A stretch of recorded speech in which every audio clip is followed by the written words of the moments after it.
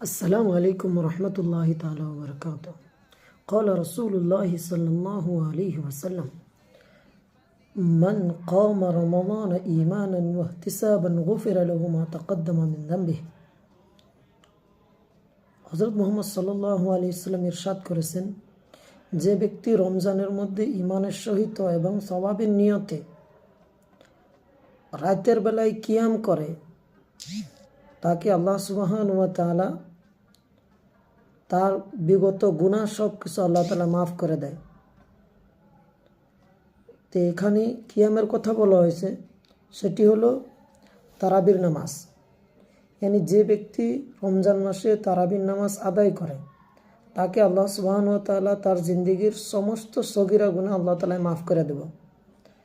হাদিসের মধ্যে যত জায়গায় আছে তাকাদ্দামা মিন যামবিহি গুফিরা লাহু তাকাদ্দামা মিন যামবিহি, তার অর্থ এটাই যে তার জিন্দেগিতে যত সগীরা গুনাহ আছে সব গুনাহকে আল্লাহ সুবহানাহু ওয়া তাআলা মাফ করে দিবেন।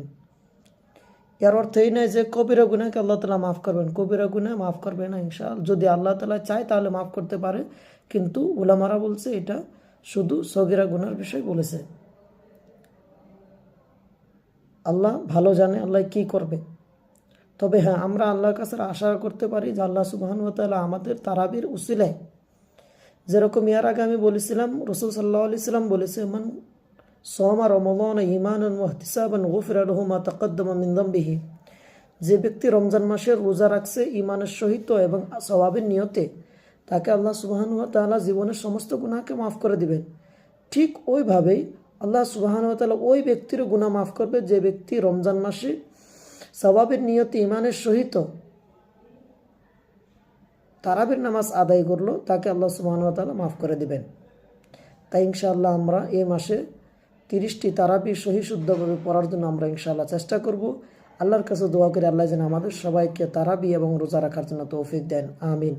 আসসালামু আলাইকুম ওয়া রাহমাতুল্লাহি তাআলা ওয়া বারাকাতুহু।